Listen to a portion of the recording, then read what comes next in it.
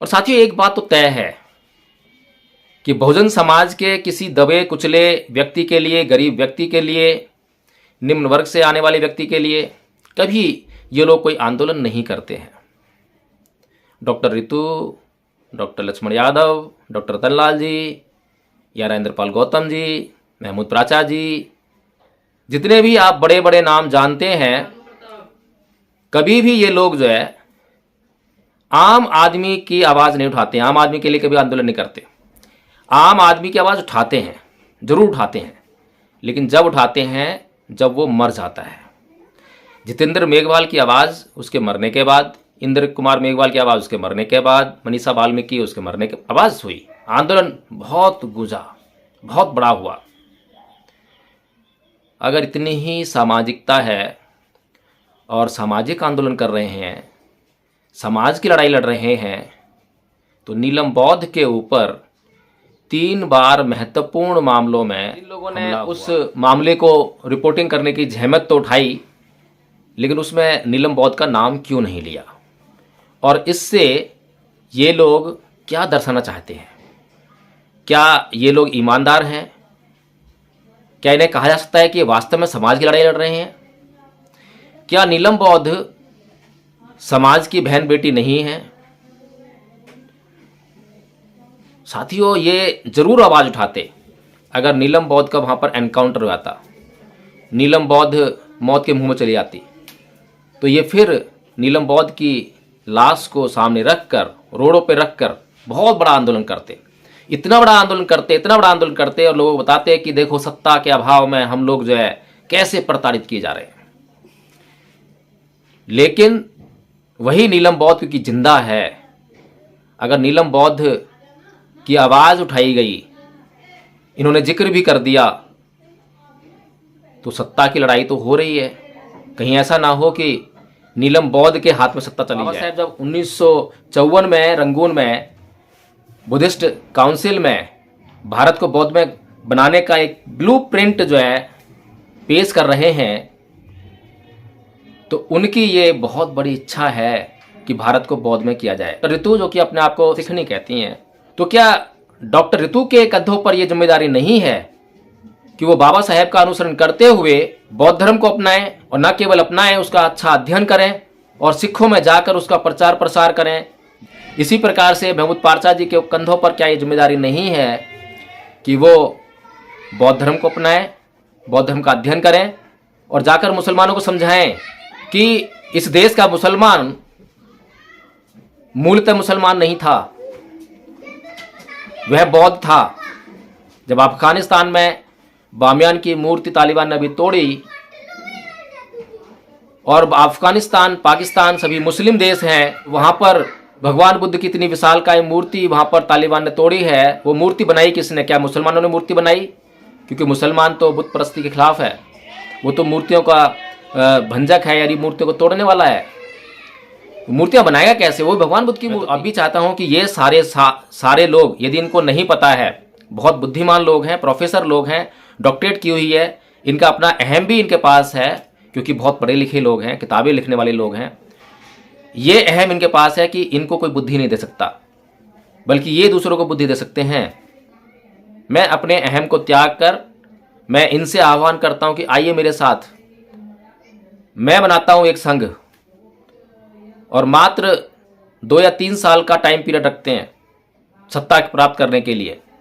आइए करके दिखाते हैं पूर्ण सत्ता जो है कैसे प्राप्त की जाती है। फिर आपकी कभी कभार आवाज़ उठाया करेंगे, जैसे कि स्वामी प्रसाद मौर्य जी आवाज़ उठा रहे हैं, समाजवादी पार्टी में हैं, बहुत ज़ोर से आवाज़ उठा रहे हैं। क्यों उठा रहे हैं? क्योंकि आप लोगों की सहानुभूति लेनी है, क्योंकि आप लोगों का वोट चाहिए उनको। और अखिलेश यादव जी उनको मना नहीं करते कि आप जो है हिंदू धर्म पर प्रहार मत कीजिए, बल्कि और कहते हैं कि आप हिंदू धर्म पर बोलिए, कटाक्ष करिए। एक नेता छोड़ रखा है समाज के बीच में कि जाओ इनके लिए ऐसे ऐसे बोलो, ताकि ये लोग जो है गुमराह होकर आपके पीछे आ जाएं। भी नहीं है कोई ईवीएम के लिए खिलाफ लड़ रहा है, कोई दिल्ली विश्वविद्यालय में प्रिंसिपल के खिलाफ लड़ रहा है। इन सब की लड़ाई सत्ता की नहीं है, सत्ता के अंश की है, और सत्ता के अंश से सत्ता नहीं आती है।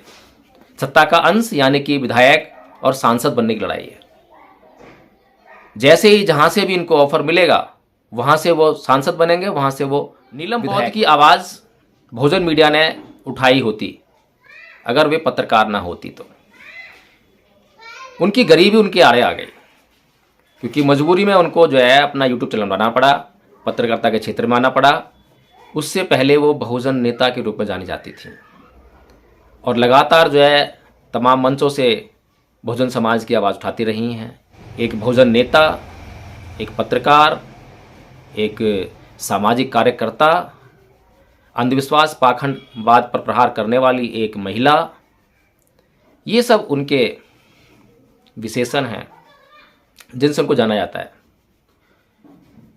लेकिन जैसे ही पत्रकारिता के क्षेत्र में उन्होंने कदम रखा तो जो बड़े बड़े चैनल जो अब तक उनका इंटरव्यू लिया करते थे, उनकी वीडियोज़ को उनके फेसबुक से चुराकर अपने चैनलों पर लगाकर रेवेन्यू कमाया करते थे, जिसमें कि बहुजन टीवी, दलित दस्तक, नेशनल दस्तक, शंभू सिंह जी, ये लोग शामिल। सभी लोगों से पूछा कि बहुजन समाज की बहन बेटी नीलम बौद्ध 22 दिन तक गोरखपुर जेल में बंद थी, तो क्या यह खबर बहुजन मीडिया के लिए एक खबर नहीं थी? अगर बहुजन मीडिया नीलम बौद्ध के जेल जाने की खबर को नहीं दिखाएगी तो यह खबर दिखाने का काम कौन करेगा? क्या गोदी मीडिया ये काम करेगा? आकर आपसे चीत्कार किया, चिल्लाई, चीखी, रोई, पीटी। लेकिन नीलम बौद्ध की आवाज़ उठाने का काम इन लोगों को अपने मंचों से करना चाहिए था। ऐसा नहीं है कि लोग मंच नहीं लगाते। 136-37 दिन तक तो ये आंदोलन चल रहा है, रोज़ वहाँ पर माइक में आवाज़ लगाई जाती है, बहुत दहाड़ा जाता है, सब कुछ किया जाता है। जंतर मंतर पर बहुत सारे आंदोलन हुए, बहुत सारे संगठनों ने किए, लेकिन कोई संगठन जो है इस तरफ ध्यान नहीं देता। और बहुजन मीडिया भी, क्योंकि नीलम बौद्ध जी खुद पत्रकार हैं, इसलिए जो है ईर्ष्या का इतना भाव शायद ही मैंने कहीं देखा हो। इतनी भारी ईर्ष्या कि नाम तक जुबान पर आने से ऐसा लगता है जैसे इनकी जुबान जल जाएगी। अगर डॉक्टर रितु अभी भी ये कहती हैं कि मैं ये समाज के लिए रोई, तो मैं पूछना चाहूँगा कि जब रोहित वेमुला ने आत्महत्या की तब किसी ने उनका वीडियो देखा रोते हुए कि वो उसकी मौत पर रोई हों? जब इंद्र मेघवाल की हत्या हुई, किसी ने उनका वीडियो देखा कि डॉक्टर रितु रो रही हों, चिल्ला रही हों, चीत्कार कर रही हों? जितेंद्र मेघवाल की हत्या हुई तब कोई ऐसा वीडियो आपने देखा? मनीषा वाल्मीकि कांड हुआ तब ऐसा वीडियो देखा? दिल्ली कैंट का मामला हुआ तब कोई ऐसा वीडियो देखा? हर रोज़ हजारों की संख्या में दलितों पर अत्याचार हो रहे हैं। क्या डॉक्टर रितु का कोई ऐसा आपने वीडियो देखा?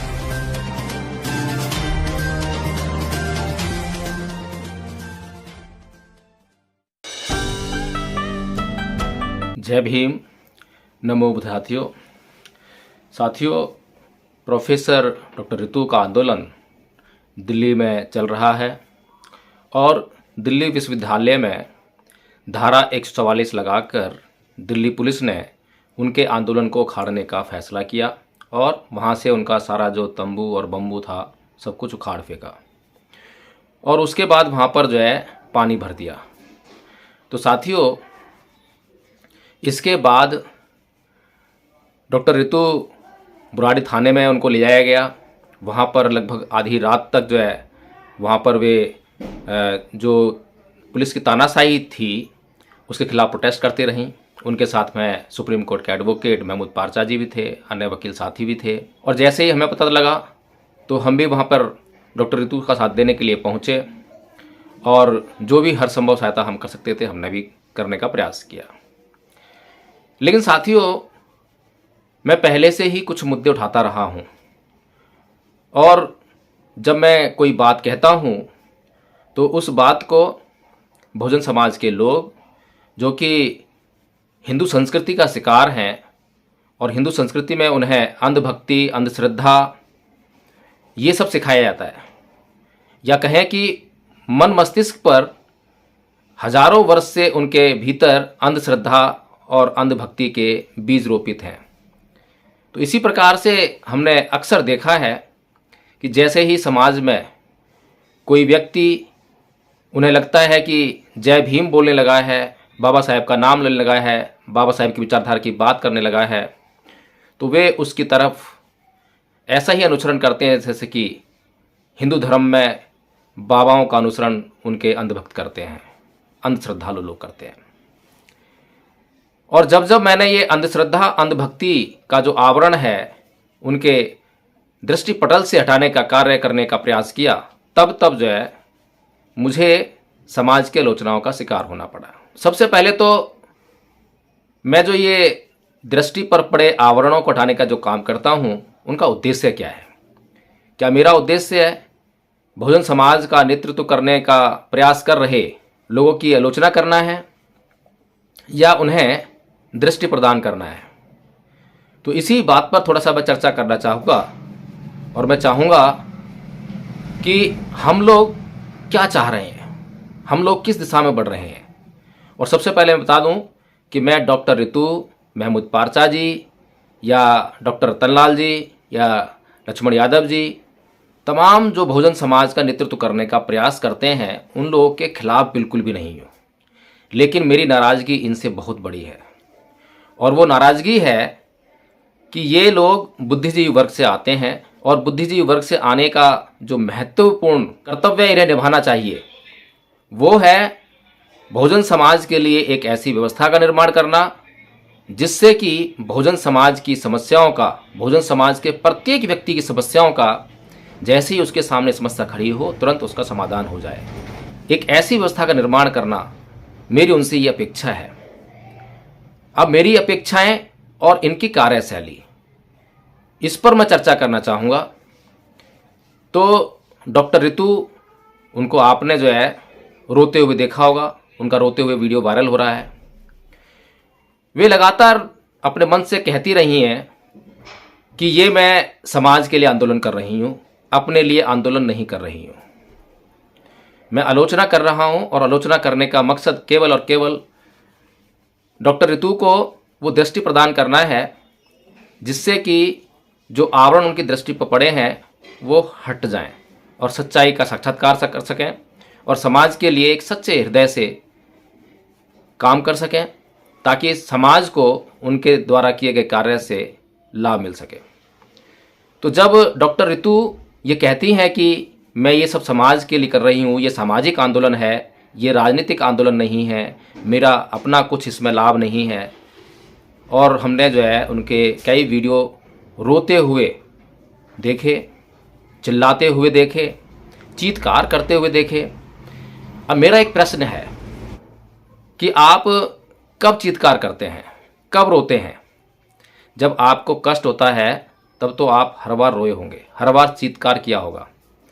लेकिन कभी किसी दूसरे को अगर कष्ट हुआ हो, आपने संवेदना जरूर प्रकट कर दी होगी, लेकिन रोए नहीं होंगे।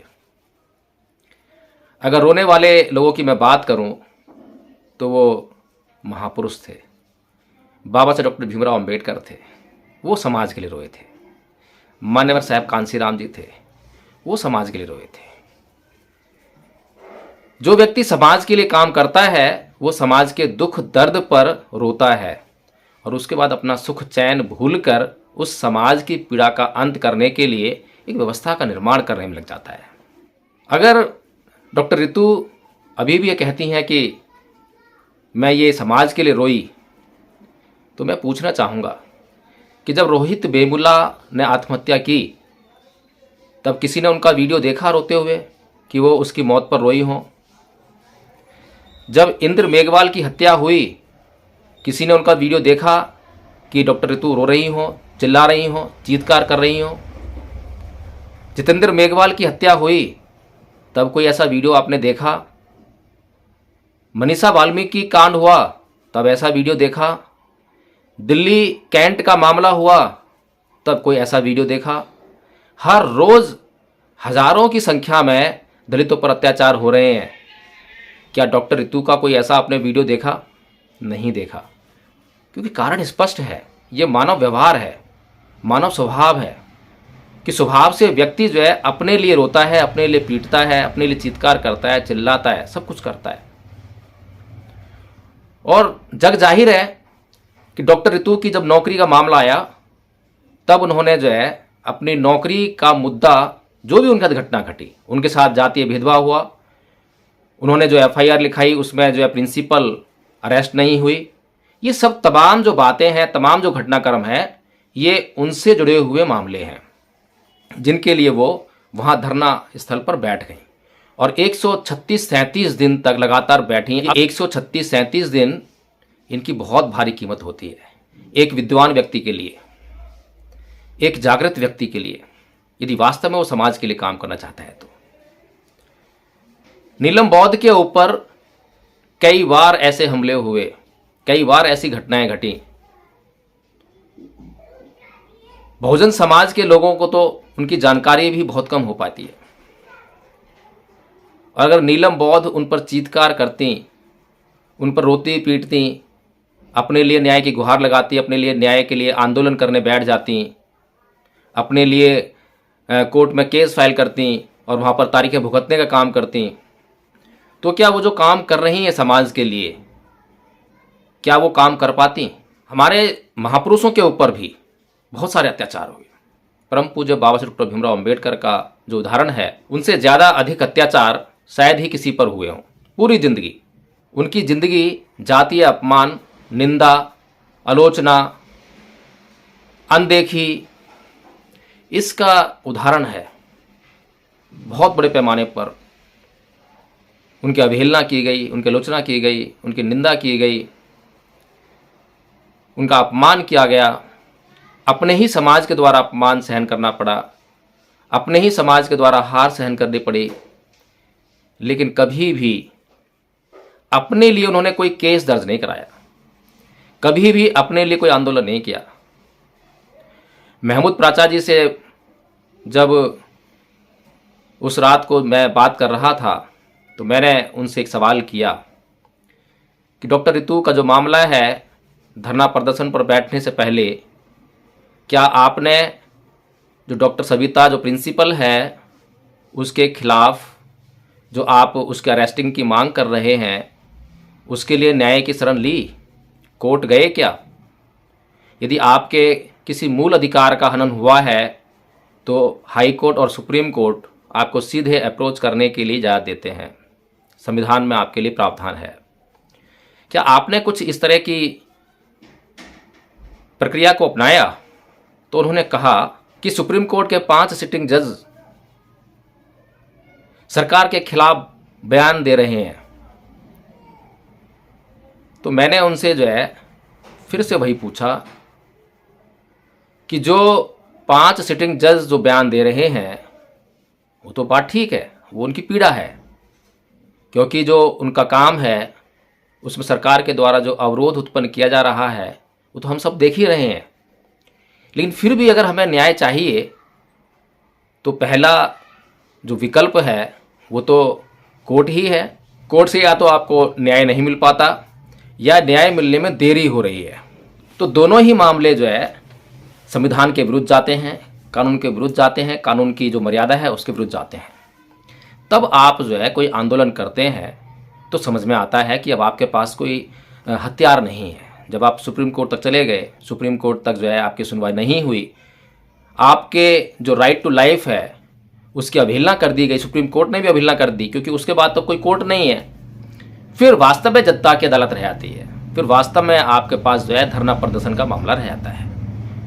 मैं इस बात से सहमत हूं, मैं इस बात से बिल्कुल भी इनकार नहीं कर रहा हूं। लेकिन ये कहना कि केवल 20% न्याय हम कोर्ट से लेंगे, बाकी 80% न्याय हम सड़कों से लेंगे, ये बात समझ में नहीं आती।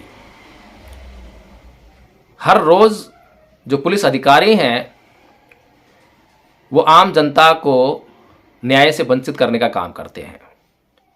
जब भी आम जनता उनके पास शिकायत लिखाने जाती है, एफआईआर दर्ज कराने जाती है, तो उनकी एफआईआर नहीं लिखते।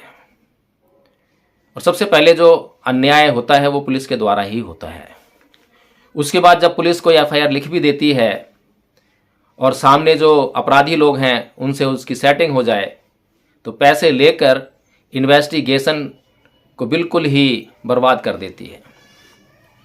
और अक्सर हमने कोर्ट में जजेस को यह कहते हुए सुना है कि लैक ऑफ एविडेंस के कारण, यानी कि प्रमाण के अभाव में, सबूतों के अभाव में दोषी को बरी किया जाता है। तो जो न्यायिक व्यवस्था है उसमें तो दोष हैं, और उस दोष को पूरा करने का काम जो है जो कोर्ट्स हैं और जो सरकार है उसका है। और वो अगर ये काम नहीं करती है तो इसके लिए एक आंदोलन किया जाना चाहिए, आम जनता के लिए एक आंदोलन किया जाना चाहिए।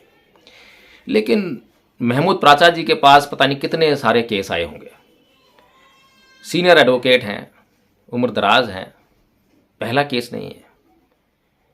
बताइए कितने केसों में उन्होंने जो है जन आंदोलन बनाकर उनकी लड़ाई की। और साथियों एक बात तो तय है कि बहुजन समाज के किसी दबे कुचले व्यक्ति के लिए, गरीब व्यक्ति के लिए, निम्न वर्ग से आने वाले व्यक्ति के लिए कभी ये लोग कोई आंदोलन नहीं करते हैं। Doctor Ritu, doctor Lakshman Yadav, doctor Ratanlal ji, या राजेंद्रपाल गौतम जी, महमूद प्राचा जी, जितने भी आप बड़े बड़े नाम जानते हैं, कभी भी ये लोग जो है आम आदमी की आवाज़ नहीं उठाते, आम आदमी के लिए कभी आंदोलन नहीं करते। आम आदमी की आवाज़ उठाते हैं, जरूर उठाते हैं, लेकिन जब उठाते हैं जब वो मर जाता है। जितेंद्र मेघवाल की आवाज़ उसके मरने के बाद, इंद्र कुमार मेघवाल की आवाज़ उसके मरने के बाद, मनीषा वाल्मीकि उसके मरने के आवाज़ हुई, आंदोलन बहुत गूंजा, बहुत बड़ा हुआ। अगर इतनी ही सामाजिकता है और सामाजिक आंदोलन कर रहे हैं, समाज की लड़ाई लड़ रहे हैं, तो नीलम बौद्ध के ऊपर 3 बार महत्वपूर्ण मामलों में हमला हुआ। और जो सेक्टर 7 रोहिणी नाहरपुर केस में जो हमला हुआ था, जहाँ पर कि उनको हज़ारों का नुकसान हुआ, उनका मोबाइल छीन लिया, उनके जितने इक्विपमेंट्स थे वो बैग में थे, पैसे थे बैग में, वो सब छीन कर ले गए पुलिस वाले। उसका केस तो अभी भी पेंडिंग है, जिसमें कि अपीयर होना उनके लिए मुश्किल हो रहा है क्योंकि समय नहीं होता है। और इस केस के बारे में शायद ही आप लोग जानते हो। क्या नीलम बौद्ध ने आकर आपसे चीत्कार किया, चिल्लाई, चीखी, रोई, पीटी? लेकिन नीलम बौद्ध की आवाज़ उठाने का काम इन लोगों को अपने मंचों से करना चाहिए था। ऐसा नहीं है कि लोग मंच नहीं लगाते। 136-37 दिन तक तो ये आंदोलन चल रहा है, रोज़ वहाँ पर माइक में आवाज़ लगाई जाती है, बहुत दहाड़ा जाता है, सब कुछ किया जाता है। जंतर मंतर पर बहुत सारे आंदोलन हुए, बहुत सारे संगठनों ने किए, लेकिन कोई संगठन जो है इस तरफ ध्यान नहीं देता। और बहुजन मीडिया भी, क्योंकि नीलम बौद्ध जी खुद पत्रकार हैं, इसलिए जो है ईर्ष्या का इतना भाव शायद ही मैंने कहीं देखा हो। इतनी भारी ईर्ष्या कि नाम तक जुबान पर आने से ऐसा लगता है जैसे इनकी जुबान जल जाएगी। अभी नीलम बौद्ध जी 22 दिन तक गोरखपुर जेल में रहीं। उत्तर प्रदेश सरकार का अत्याचार सहन करना पड़ा, झूठा मुकदमा लगाया गया, और ये खबर जो है इन सभी लोगों तक पहुंची। साथियों, नीरज पटेल, डॉक्टर रतनलाल, डॉक्टर लक्ष्मण यादव, नवीन जी, आर्टिकल 19 वाले, इन्होंने उस आंदोलन पर, जिस आंदोलन में भाग लेने के लिए नीलम बौद्ध जी गई थीं और जहां से झूठा मुकदमा लगाकर उन्हें गिरफ्तार करके जेल भेजा गया, उस पर उन्होंने वीडियो बनाए, रिपोर्टिंग की। लेकिन इन लोगों ने नीलम बौद्ध का उसमें जिक्र तक नहीं किया, नाम तक नहीं लिया।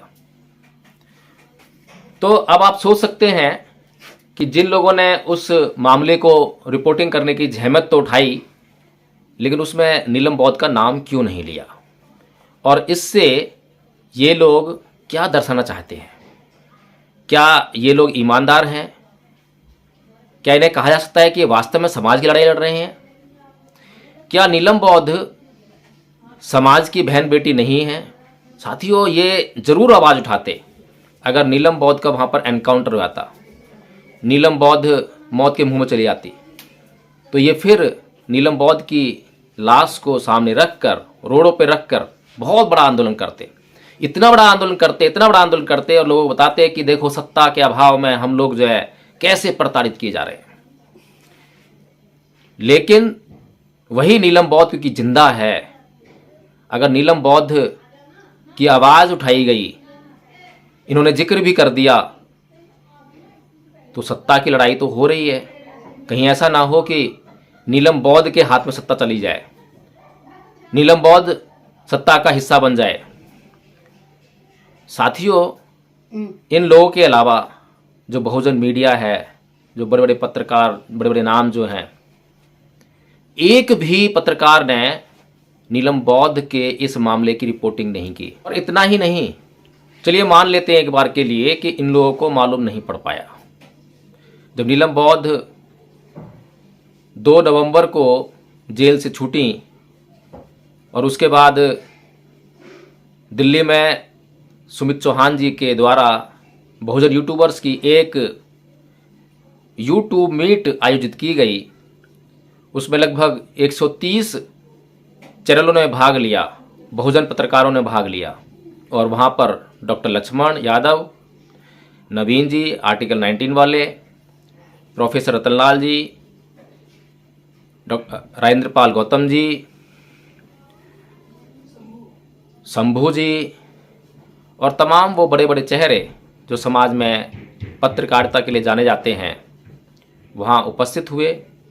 और उनके बीच में नीलम बौद्ध जी ने उनको यह जानकारी दी और उनसे पूछा, सभी लोगों से पूछा कि बहुजन समाज की बहन बेटी नीलम बौद्ध 22 दिन तक गोरखपुर जेल में बंद थी, तो क्या यह खबर बहुजन मीडिया के लिए एक खबर नहीं थी? अगर बहुजन मीडिया नीलम बौद्ध के जेल जाने की खबर को नहीं दिखाएगी, तो यह खबर दिखाने का काम कौन करेगा? क्या गोदी मीडिया ये काम करेगी? फिर नीलम बौद्ध जी को जब समाज के लिए काम कर रही हैं और समाज उनकी, जब वो जेल जा रही हैं तो उनकी आवाज़ नहीं उठा रहा है, उनके लिए कोई आंदोलन नहीं कर रहा है, उनकी रिहाई के लिए कोई मांग नहीं कर रहा है, धमकी आए तो उससे डर जाना चाहिए। साथियों, नीलम बौद्ध लगातार खतरों से खेलते हुए, अपनी जान को जोखिम में डालते हुए लगातार बहुजन समाज के लिए काम करती हैं, और वो काम करती हैं जिससे कि निरंतर लगातार दुश्मन पैदा होते हैं। लेकिन उनको एक चीज़ नहीं आती है, अपने लिए रोना पीटना करना नहीं आता, अपने लिए चीखना चिल्लाना नहीं आता। नीलम बौद्ध को कभी भी आपने रोते हुए नहीं देखा होगा, कभी भी आपने चीखते चिल्लाते हुए नहीं देखा होगा, क्योंकि वो बहुजन महापुरुषों के आदर्श पर चलने वाली महिला है। मैं यह सब इसलिए बता रहा हूं कि जहां बहुजन समाज के भीतर जो महिलाएं हैं बहुत कम तादाद में हैं, और जो महिलाएं अगर इक्का दुक्का दिखाई भी देती हैं, जो समाज के लिए काम कर रही हैं, समाज के लिए आवाज़ उठा रही हैं, तो उनकी समाज जो है अनदेखी अगर करेगा, अगर ये नेता लोग उनकी अनदेखी करेंगे तो उनको कहाँ से हौसला मिलेगा, कहाँ से मनोबल बढ़ेगा? नीलम बौद्ध की आवाज़ बहुजन मीडिया ने उठाई होती, अगर वे पत्रकार ना होती तो। उनकी गरीबी उनके आड़े आ गई, क्योंकि मजबूरी में उनको जो है अपना यूट्यूब चैनल बनाना पड़ा, पत्रकारिता के क्षेत्र में आना पड़ा। उससे पहले वो बहुजन नेता के रूप में जानी जाती थी, और बहुत लंबे समय तक आप लोग जानते होंगे बसपा के लिए उन्होंने जो है बसपा लोकसभा प्रभारी के पद पर रहकर कार्य किया, और लगातार जो है तमाम मंचों से बहुजन समाज की आवाज़ उठाती रही हैं, एक नेता के रूप में जानी जाती हैं। एक बहुजन नेता, एक पत्रकार, एक सामाजिक कार्यकर्ता, अंधविश्वास पाखंडवाद पर प्रहार करने वाली एक महिला, ये सब उनके विशेषण हैं जिनसे उनको जाना जाता है। लेकिन जैसे ही पत्रकारिता के क्षेत्र में उन्होंने कदम रखा, तो जो बड़े बड़े चैनल जो अब तक उनका इंटरव्यू लिया करते थे, उनकी वीडियोज़ को उनके फेसबुक से चुराकर अपने चैनलों पर लगाकर रेवेन्यू कमाया करते थे, जिसमें कि बहुजन टीवी, दलित दस्तक, नेशनल दस्तक, शंभू सिंह जी, ये लोग शामिल हैं। इन लोगों ने बहुत बार इंटरव्यू लिए, बहुत वीडियो लगाए, बिना पूछे नीलम बौद्ध जी से, नीलम बौद्ध जी का जो फेसबुक प्रोफाइल है वहाँ से वीडियो उठाकर अपने चैनल पर लगाए, चलाए भी और रेवेन्यू भी कमाया। वो जब था जब नीलम बौद्ध डॉक्टर रतनलाल जी, लक्ष्मण जी, इनकी तरह खाली एक नेता थी, यूट्यूबर नहीं थे। लेकिन एक समझ में ना आने वाली बात यह है कि यूट्यूब चैनल तो डॉक्टर लक्ष्मण यादव ने भी तैयार किया, चला रहे हैं, डॉक्टर रतनलाल जी का भी चल रहा है, प्रोफेसर डॉक्टर रितु का भी चल रहा है। आज हर एक व्यक्ति का जो है चैनल चल रहा है और नीलम बौद्ध जी से कहीं ज़्यादा अच्छे चल रहे हैं। पाखंड और अंधविश्वास पर प्रहार करते हुए काम करती हैं। इसलिए नीलम बौद्ध का चैनल जो है, जो मोदी सरकार है, मनुवादी सरकार है, उसकी नज़रों में रहता है और उस पर लगातार जो है आघात होता रहता है, प्रहार होता रहता है। अभी जब 22 दिन तक नीलम बौद्ध जेल में रहीं तो उनके यूट्यूब चैनलों पर किसने वीडियो अपलोड किया, कितना काम हुआ? कुछ भी नहीं, जीरो। और सभी जानते हैं कि एक बार अगर 5-6 दिन तक किसी यूट्यूब चैनल पर कोई वीडियो ना पड़े तो वो चैनल जो है डंप हो जाता है। बहुत मुश्किलों का सामना करके नीलम बौद्ध बहुजन समाज के लिए कार्य कर रही हैं। उस समाज के लिए कार्य कर रही हैं, उस समाज के लिए राजनीति करने का प्रयास किया जिसकी राजनीति में अब दम नहीं रह गया था। उन्हें कोई सांसद या कोई विधायक बनने की कोई आशा जो है इस समाज का काम करते हुए नहीं है। हाँ, अगर इस समाज से गद्दारी करके वो कांग्रेस से हाथ मिला लें, समाजवादी पार्टी से हाथ मिला लें, भाजपा से हाथ मिला लें, आम आदमी पार्टी से हाथ मिला लें, तो बेशक वो विधायक और एमपी बन सकती हैं। और अभी आप देखेंगे कि जो लोग आप दिखाई दे रहे हैं सामाजिक आंदोलन करते हुए, समाज के नाम पर आंदोलन करते हुए, वे लोग आपको भविष्य में ऐसा करते हुए दिखाई देंगे, क्योंकि उनकी अपनी कोई व्यवस्था तैयार नहीं है जिससे कि वो अपनी बहुजन समाज की राजनीति करके बहुजन समाज के आधार पर सत्ता हासिल कर सकें। इनकी सत्ता की लड़ाई बिल्कुल भी नहीं है।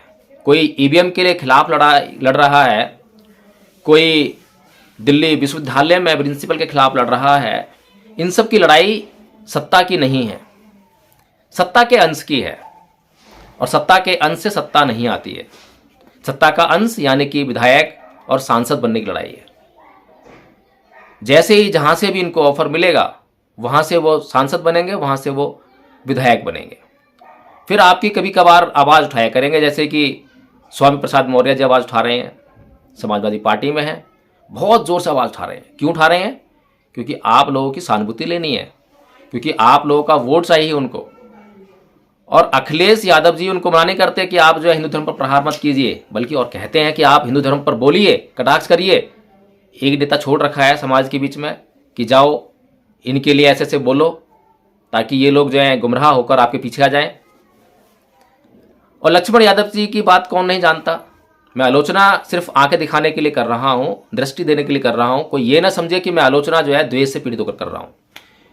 मैं तो अब भी चाहता हूँ कि ये सारे लोग, यदि इनको नहीं पता है, बहुत बुद्धिमान लोग हैं, प्रोफेसर लोग हैं, डॉक्टरेट की हुई है, इनका अपना अहम भी इनके पास है, क्योंकि बहुत पढ़े लिखे लोग हैं, किताबें लिखने वाले लोग हैं। ये अहम इनके पास है कि इनको कोई बुद्धि नहीं दे सकता, बल्कि ये दूसरों को बुद्धि दे सकते हैं। मैं अपने अहम को त्याग कर मैं इनसे आह्वान करता हूं कि आइए मेरे साथ, मैं बनाता हूं एक संघ और मात्र 2 या 3 साल का टाइम पीरियड रखते हैं सत्ता प्राप्त करने के लिए। आइए करके दिखाते हैं कि सत्ता, पूर्ण सत्ता जो है कैसे प्राप्त की जाती है। लेकिन साथियों, इन लोगों का अहम इतना तगड़ा है, इतना बड़ा है कि मैं पूर्व में कई इस प्रकार के प्रयास कर चुका हूं। मैंने इन लोगों से, सभी लोगों से बात की है, लेकिन ये लोग जो हैं इकट्ठा होकर एक व्यवस्था का निर्माण करने में असफल हैं। जबकि हमारे महापुरुषों ने बिल्कुल मार्ग प्रशस्त कर रखा है, बता रखा है कि किस प्रकार सत्ता आएगी, लेकिन नहीं। ये सत्ता के अंश मात्र से खुश हो जाने वाले लोग हैं। इन्हें भविष्य की चुनौतियों से कोई लेना नहीं है। भविष्य में कितनी गंभीर चुनौतियां इनके सामने खड़ी हुई हैं, किस प्रकार से आज मनुवादी लोग राम मंदिर में अब जो है खुलेआम प्राण प्रतिष्ठा करने की भी बात की जा रही है। इतना भी नहीं था कि चलो ये साइंस का ज़माना है, विज्ञान का युग है, तो कम से कम प्रधानमंत्री मोदी जैसे लोग तो कम से कम ये बातों को करने से बचें। पुरोहित पुजारी करते रहते अलग बात थी, लेकिन नहीं, खुलेआम बातें की जा रही है प्राण प्रतिष्ठा की। इतना गंभीर मामला जो है बहुजन समाज के सामने आज पेश हो गया है और भविष्य बहुत अंधकार में दिखाई दे रहा है। लेकिन ये लोग अभी भी आपस में लड़ाई लड़ रहे हैं या अपने आप को चमकाने की लड़ाई लड़ रहे हैं, अपनी लड़ाई लड़ रहे हैं। अभी तक जो आपने आंदोलन देखे, चाहे वो डॉक्टर रतनलाल जी का मामला हो ज्ञान वापी मस्जिद का, चाहे वो डॉक्टर लक्ष्मण यादव का मामला हो उनकी नौकरी से उनको निकाले जाने का, चाहे वो प्रोफेसर रितु का मामला हो, ये सभी लोगों के जो मामले जिनमें आप बढ़ चढ़ कर हिस्सा ले रहे हैं, बढ़ चढ़ कर आवाज़ उठा रहे हैं, ये जो मामले हैं, कहीं पर इसमें किसी समाज के किसी व्यक्ति के लिए कोई आवाज़ है क्या? क्या समाज के किसी व्यक्ति पर अत्याचार हुआ हो, उसको लाकर सामने खड़ा किया हो, उसके लिए आंदोलन कर रहे हो? कभी नहीं होगा। चलिए खैर, ये तो बातें होती रहेंगी। अब एक मुद्दे की बात कि डॉक्टर रितु महमूद पारचा जी किस तरफ लड़ाई लड़ रहे हैं, डॉक्टर लक्ष्मण यादव, डॉक्टर रतनलाल जी किस तरफ लड़ाई लड़ रहे हैं। परम पूज्य बाबा साहब डॉक्टर भीमराव अंबेडकर 19 जुलाई 1954 को रंगून में जो वहाँ पर बुद्धिस्ट काउंसिल, बुद्धिस्ट शासन काउंसिल करके लिखा गया है, उसमें वो आयोजित की जा रही है, उसमें भाग लेते हुए अपने भाषण में भारत को बौद्धमय करने का ब्लूप्रिंट वहाँ लोगों को दे रहे हैं कि भारत को बौद्धमय कैसे किया जाएगा, कैसे किया जाना चाहिए।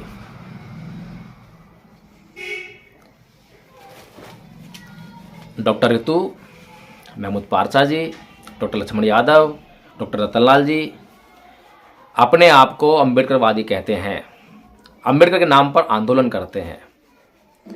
और मैं पहले भी कह चुका हूँ, बार बार कहता हूँ कि अम्बेडकरवादी नहीं, अम्बेडकर समर्थक। अम्बेडकर समर्थक वो जो किसी बात पर या किन्हीं बातों पर अम्बेडकर का समर्थन करता है। अम्बेडकरवादी वो जो हर बात पर अम्बेडकर का समर्थन करता है। और अम्बेडकरवादी वो जो न केवल समर्थन करता है बल्कि अपने जीवन में उन बातों को अमल में लाने का पूरा प्रयास करता है। परिभाषा साफ है, स्पष्ट है। मैं कोई बहुत बड़ा गुणा भाग करके आपको नहीं दिखा रहा हूं, नहीं बता रहा हूं। मैं जो कार्य कर रहा हूं वो भारत में बौद्ध धर्म को पुनर्जीवित करने का कार्य कर रहा हूं, ताकि भारत के लोग, उनका कल्याण हो सके, उससे लाभान्वित हो सके। अगर भारत बौद्धमय हो गया तो मुझे कोई गाड़ी घोड़ा महल नहीं मिलने वाले हैं, हवाई जहाज नहीं मिलने वाले हैं। लेकिन जो ये लोग कार्य कर रहे हैं सामाजिक आंदोलन के नाम पर, जो सामाजिक आंदोलन करने वाले लोग हैं, अगर इनके सामाजिक आंदोलन सक्सेस होते हैं तो कोई सांसद बनेगा, कोई एमएलए बनेगा, महल भी मिलेंगे, गाड़ियाँ भी मिलेंगी, बैंक बैलेंस भी मिलेगा, पेंशन भी मिलेगी, सब कुछ मिलने वाला है। तो परम पूज्य बाबा साहब डॉक्टर भीमराव अंबेडकर का अनुसरण करने का काम करने वाला व्यक्ति ही अपने आप को अम्बेडकरवादी कह सकता है।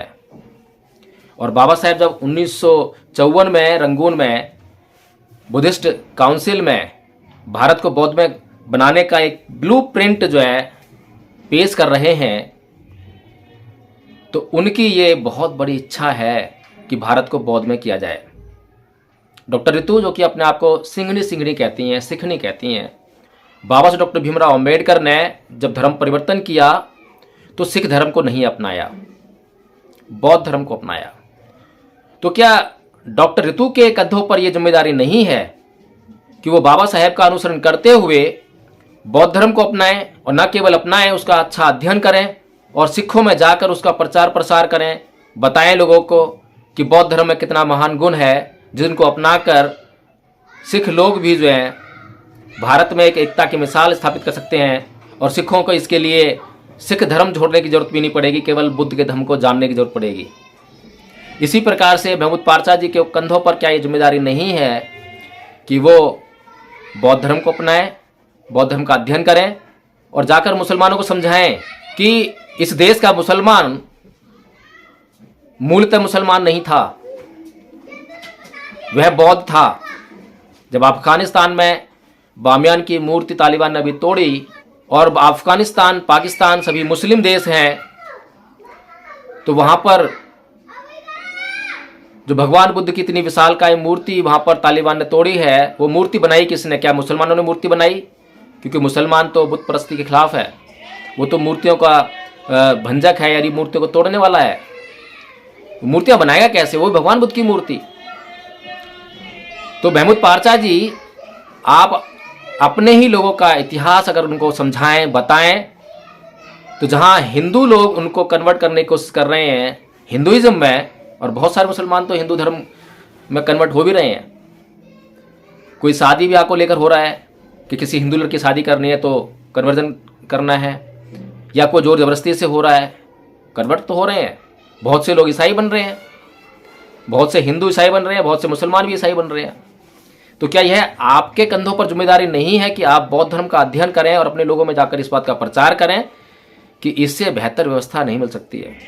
तो एक छोटा सा तर्क जो है इस बात पर भी, क्या बाबा साहेब का बुद्धिज्म में शामिल होना या बुद्धिज्म को अडॉप्ट करना सही था या गलत था?